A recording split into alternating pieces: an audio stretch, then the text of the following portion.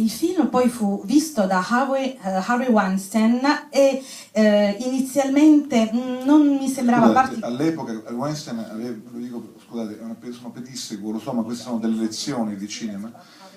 Era a capo di questa Miramax, questa società che avete sicuramente sentito nominare, che ha regnato fino diciamo, ai primi anni del 2000 come la casa del cinema indipendente mondiale e soprattutto è riuscito a non so quante nomination all'Oscar. Adesso Weinstein ha una sua società perché la Miramax è diventata parte della Disney, insomma una cosa un po' lunga, e quindi è tornato The Artist è un film di Harvey Weinstein, per esempio, prodotto e acquisito da Harvey Weinstein. E quindi all'inizio appunto non credevamo che lui potesse essere particolarmente entusiasta di questo film, invece circa una quindicina di minuti dopo l'inizio della visione del film lui si è mostrato invece decisamente interessato, e quindi il progetto è andato in porto anche con lui, e credo che questo abbia parzialmente a che fare con il cast di questo film. Judi Dench, come ho già detto prima, è un vero e proprio genio. Io già lo sapevo perché ero abituata a vederla in teatro, però il vasto pubblico magari non lo sapeva ancora. E poi c'è Bill Connolly, che era un grande attore scozzese, abituato sì sicuramente a lavorare in teatro, magari davanti ad una platea molto vasta, ma non sapevo quale sarebbe stata invece la sua reazione lavorando in un film, perché in precedenza non aveva mai assunto un ruolo o recitato in un ruolo da protagonista, pur essendo come attore una presenza molto forte in Gran Bretagna. E quindi ritengo che il film abbia funzionato grazie alla combinazione di questi due talenti in particolar modo, perché Judi Dench è un po' l'emblema della saggezza, della elevata statura morale e della regalità in questo film, e questa è stata un po' come una scintilla che ha poi fatto decollare tutto quanto, e ritengo che il regista possa in parte, diciamo, contribuire a questo, in quanto se riesce a mettere insieme il cast giusto, il film alla fine esplode. E a proposito di esplosioni, Shakespeare in Love è una esplosione di attori incredibili. Cito uno su tutti, un oggi pressoché riconoscibile Colin Firth, che però già in Gran Bretagna era già una star per un'altra produzione televisiva fatta dalla BBC che si chiama Orgoglio e Pregiudizio, che è credo che sia uno dei DVD più venduti di tutti i tempi da Amazon, che poi è stato addirittura anche recentemente riproposto in Italia in varie versioni. Però lì c'è un cast veramente pazzesco.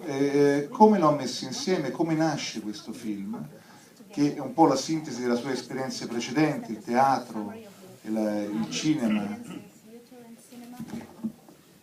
Yes, it is absolutely that.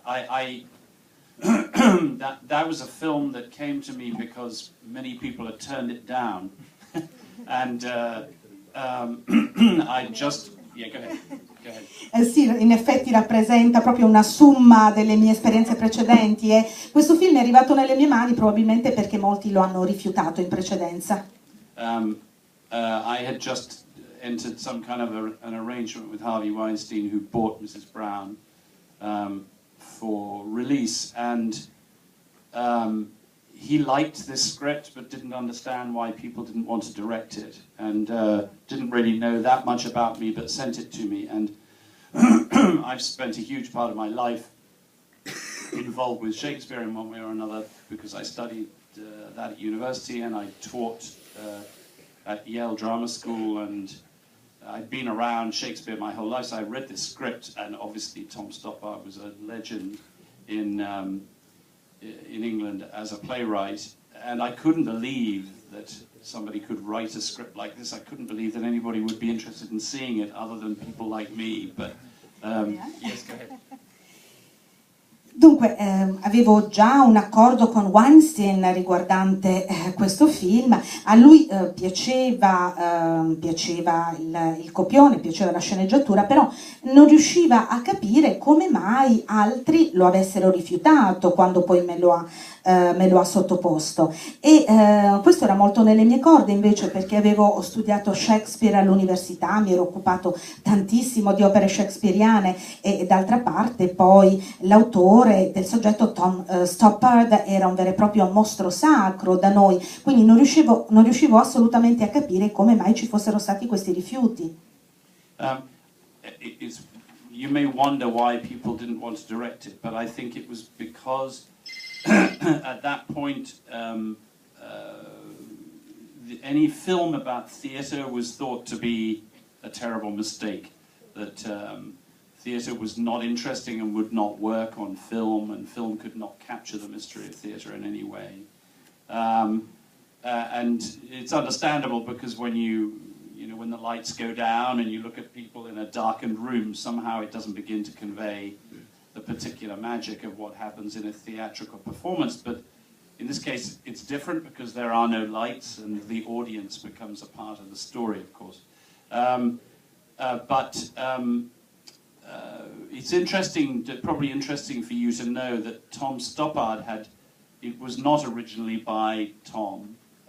The original script was by a man called Mark Norman, who's credited. And yes, Mark Norman. And Tom's idea was to turn the script into, as he called it, a Zucker Brothers farce, like Airplane. And so his initial instincts with the material was just to put a kind of comic landmine under the whole thing and then explode, Shakespeare, or the idea of Shakespeare and how Shakespeare wrote the plays. And it then took a slightly different turn when I became involved. I mean, it remained that, but it also became, I suppose, something else. We started to rewrite the script at that point.